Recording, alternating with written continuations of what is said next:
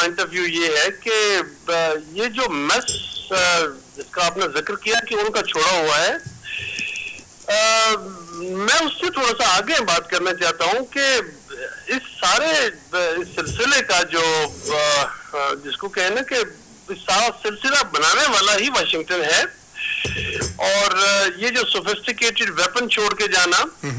اور اس sophisticated weapon جس میں سرویلنس اکوپمنٹ بھی ہے، سب چیزیں ہیں، اور ان کا تحریک طالبان کے دہشت گردوں کے ہاتھ آنا، اور جو افغانستان میں انٹرم طالبان گورنمنٹ لائے گی تو ان کا ٹی ٹی پی کے لوگوں کو ہائیڈ آؤٹ مہیا کرنا اور پھر ایبٹ کر کے پاکستان لانا، یہ سارے سلسلے جڑے ہوئے ہیں۔ اور میں آپ کو بتاؤں کہ ٹھیک ہے، انڈیا کا تو سلسلہ آپ کو پتا ہے کہ تقریباً 2001-2002 سے افغانستان کے ساتھ چل رہا ہے، اور توقع یہی ہم نے 2021 میں یہ کی تھی کہ ہندوستان کا ہم نے راستہ بلاک کر لیا، لیکن یہ ہوا نہیں۔ اس کی وجہ یہ ہے کہ یہ جو طالبان کے لوگ اس وقت افغانستان میں حکومت کر رہے ہیں، یہ لائے گئے ہیں، یہ آئے نہیں ہیں، لائے گئے ہیں، اور ان سے اسٹریٹجک مقاصد حاصل کرنا مقصود تھے۔ اس کے لیے میں ڈے 1 سے یعنی 15 اگست 2021 سے اس چیز پر لکھ رہا ہوں کہ اس طرح طالبان لائے گئے ہیں، اور جب لائے گئے ہیں تو اس کا مطلب ہے ان سے کچھ اسٹریٹجک مقاصد حاصل کیے جائیں گے۔ اور آپ نے دیکھا کہ ظاہر ہے پاکستان کی بھی بارڈر افغانستان سے ملتی ہے، چائنا کی بھی ہے، 3 سینٹرل ایشین اسٹیٹس ہیں اور ایران ہے، لیکن جو انسٹیبلٹی ہے، یہ ٹیررسٹ اٹیکس ہیں، وہ صرف اور صرف پاکستان پہ ہے اور تسلسل کے ساتھ ہیں۔ آپ نے جیسے فرمایا کہ جیسے چند دنوں میں 10 سولجر ہمارے شہید ہو گئے، یعنی جتنے ان نمبریبل ٹیررسٹ ہم کل کریں یہ ختم نہیں ہو رہے ہیں۔ اس کی وجہ یہ ہے کہ ان کی کھیپ تیار ہو رہی ہے اور یہ پاکستان میں سپلائی کیے جا رہے ہیں۔ تو اب میں کہتا ہوں واشنگٹن پہ آشکار کیا جائے، پریشر تو شاید ہم نہ بلڈ کر سکیں، لیکن آشکار کیا جائے کہ یہ چونکہ جو اسٹریٹجک مقاصد آپ نے حاصل کرنے کے لیے یہ سارا سلسلہ رکھا ہے، چونکہ کہا تو یہ جا رہا تھا کہ طالبان حکومت 6 مہینے سے زیادہ نہیں چلے گی، نہ ان کے پاس لاجسٹک ہے، نہ ان کے پاس کوئی چیز ہے، اور جو آن سیٹ آف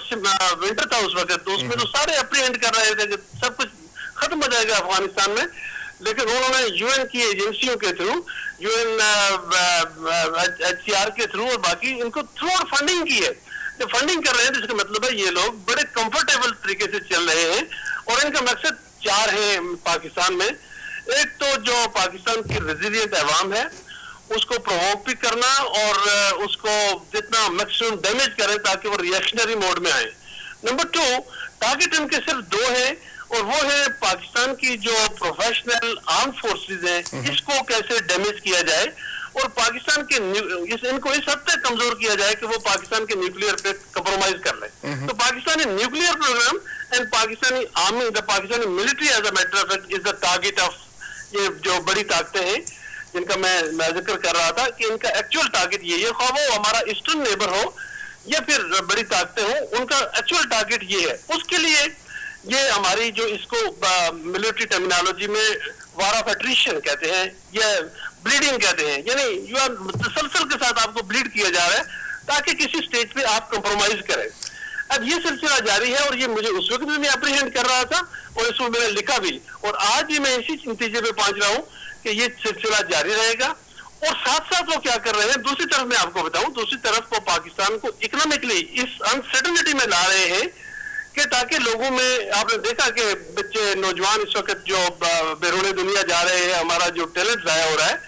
اور پھر عوام میں ایک افراتفری کا عالم ہے، تو یہ سارا کہیں نہ کہیں کا پیدا کیا ہوا ہے۔ اور یہ سب چیزیں الٹیمیٹلی اس چیز کی ہے کہ آپ ہم جو کچھ کہتے ہیں اس پہ کمپرومائز کریں اور ہمارے مطابق چلیں، نہ کہ آپ چائنا کے مطابق چلیں، یہ چائنا کے انٹرسٹ کو ٹیک کیئر کریں۔ اس کے لیے آپ نے دیکھا کہ وہ اہم چیزیں، اہم جگہ جس میں چائنیز انجینئر کام کرتے تھے، آپ نے دیکھا کہ کئی دفعہ ان پہ اٹیک ہوئے، اور وہ اٹیک ان کا کہیں نہ کہیں ہم نے جا کے سینٹر الٹیمیٹلی معلوم کیا اور پتہ چلا کہ افغانستان کابل ان کا سینٹر تھا۔ اب ظاہر ہے جب وہ کابل سینٹر تھا تو سمجھ آنی چاہیے ہمیں کہ اس کے نیکسس کہاں سے مل رہے ہیں، یہ تاکہ اس سی پیک کو تباہ کیا جائے، اور جو کوآپریشن اور کولابریشن پاکستان اور چائنا کے درمیان جاری ہے، جو ایک دوستی لمبے عرصے سے ان دونوں کے درمیان بھی تعلقات کی خرابی پیدا کی جائے۔